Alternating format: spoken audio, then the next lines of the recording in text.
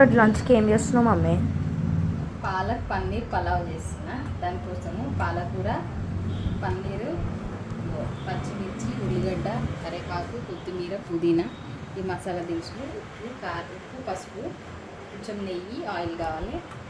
బియ్యం కూడా కడిగిపెట్టేసుకున్నాము, ముందే నానబెట్టాలి. పొయ్యి మీద గిన్నె పెట్టుకోవాలి. కొంచెం నూనె వేసుకుంటాము, కొంచెం నెయ్యి వేసుకుందాం.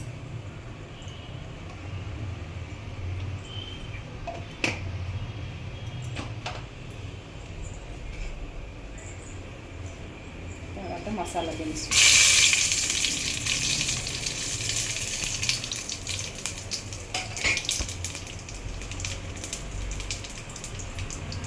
ఉల్లిపాయలు,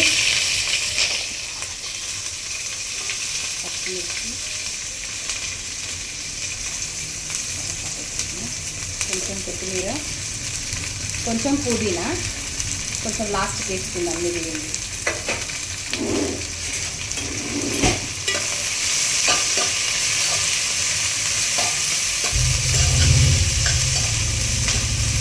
మన అల్లం వెల్లుల్లి పచ్చడి మమ్మీ ఇది కొంచెం మగ్గినాక వేద్దాం. కొంచెం మూత పెట్టుకొని కొద్దిసేపు మగ్గిద్దాము. కొంచెం ఒకసారి కలుపుకుందాము అడగంటకుండా. ఇప్పుడే కొంచెం అల్లం వెల్లుల్లి పేస్ట్ వేసి కలుపుకుందాం, పచ్చి వాసన పోయేదాకా.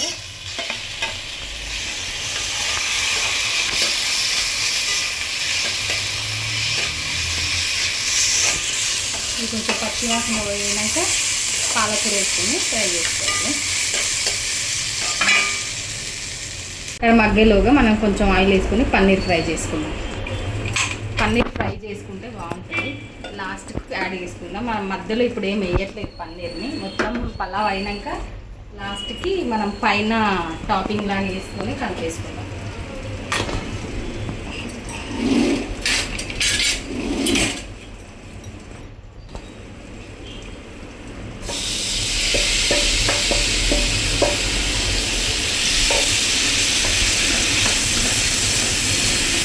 నీళ్ళలో మసాలా కలిపి పెట్టేసుకున్నా. మనం ఎట్లా వేసుకున్నామో చెప్పలేదు కదా. ఉప్పు, కారం, పసుపు, ధనియాల పొడి, కొంచెం పెరుగు వేసుకొని అన్నీ కొంచెం మ్యారినేట్ చేసి పెట్టేసుకున్నా. వీటినే ఫ్రై చేసుకుంటాం. అక్కడ పన్నీర్ ఫ్రై అయ్యేలోగా ఇక్కడ కొంచెం మనం పసుపు వేసేసుకొని కొంచెం కలర్ కోసం వేసుకున్న తర్వాత ఇలా పాలకూర వేసుకుందాం. వేసుకొని దీన్ని మూత పెట్టేద్దాం. కొద్దిసేపు మగ్గుతుంది ఇది.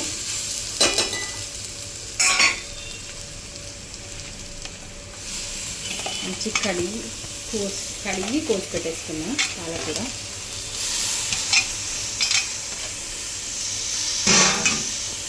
బాయిల్ చేసి ఉడికించుకొని మిక్సీ చేసుకొని కూడా వేసుకోవచ్చు. ఇట్లా ఆకులు నచ్చకపోతే పిల్లలకి మనం మిక్సీ బట్టి గ్రైండ్ చేసేసి కూడా వేసుకోవచ్చు.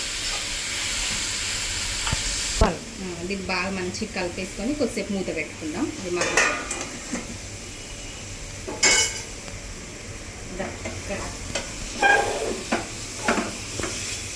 తేడా వస్తుంది. పన్నీర్ అయితే ఫ్రై అయిపోయింది. దీన్ని పక్కన పెట్టేసుకుందాం.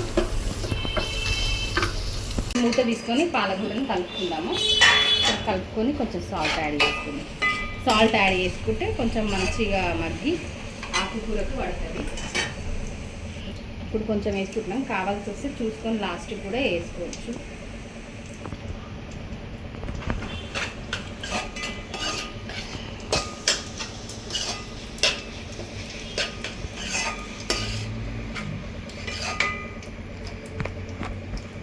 ఇది మా ఫస్ట్ వీడియో. ఏమన్నా తక్కువలు ఉంటే చెప్పండి. బ్యాడ్ కామెంట్స్ అయితే పెట్టొద్దు. ఇది ఫస్ట్ చేస్తున్నాము. కొంచెం వేగిపోయింది. ఇట్లా నూనె బయటకు వచ్చేదాకా ఉడికించుకోవాలి. అట్లయితే పచ్చి వాసన పోతుంది.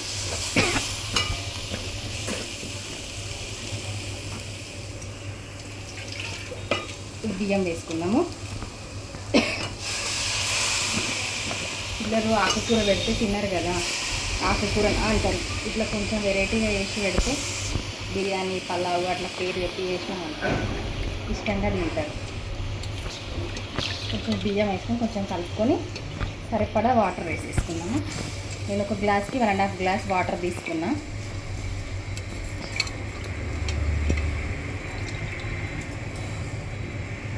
పాత కొత్త బియ్యం అయితే కొంచెం 2 గ్లాసెస్ తీసుకోవచ్చు. బాస్మతి రైస్తో కూడా వేసుకోవచ్చు. నేను ఇంట్లో ఉన్న రైస్తో చేపిస్తున్నా. బాస్మతి రైస్ అయితే 1 గ్లాస్కి 2 గ్లాసుల వాటర్ పడతాయి. 1 గ్లాస్కి 1.5 గ్లాసెస్, నేను 4 గ్లాసెస్ ఆఫ్ వాటర్ తీసుకున్నా. 4 గ్లాసెస్ ఆఫ్ బియ్యం తీసుకున్నా. ఇప్పుడు 6 గ్లాసెస్ పోసిన. ఇది మంచిగా ఉడికినాక పైన పన్నీర్ వేసుకుందాం లాస్ట్కి. ఒకసారి కలుపుకుందాం. మధ్యలో ఒకసారి మూత తీసి కలుపుకోవాలి. కొంచెం అంత సమానంగా కలిపితే ఈక్వల్గా ఉడుకుతుంది.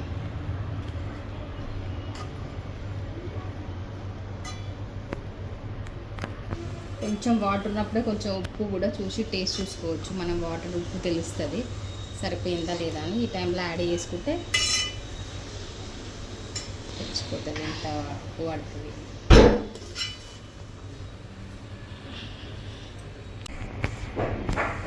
పలావ్ 90% వరకు ఉడికిపోయింది. ఇంకొక 10% ఉంది అన్నప్పుడు మనం పైన పన్నీర్ యాడ్ చేసుకున్నాం. పన్నీర్ మొత్తం కలిపితే మెత్తగా అయిపోతుంది. స్టార్టింగ్లో వేస్తే మెత్తగా రబ్బర్ అయిపోతుంది.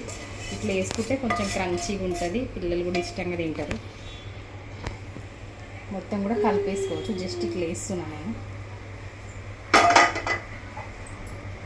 10% ఉందనంగా వేయాలా, మొత్తం చాలా మెత్తగా అయిపోతుంది. కొత్తిమీర పుదీనా పైన వచ్చి వేసి కొద్దిసేపు మూత పెట్టేద్దాం. ఒక 2-3 నిమిషాలు మగ్గిపోతుంది. అయిపోయిన తర్వాత చూపిస్తా. స్మెల్ మాత్రం సూపర్ వస్తుంది.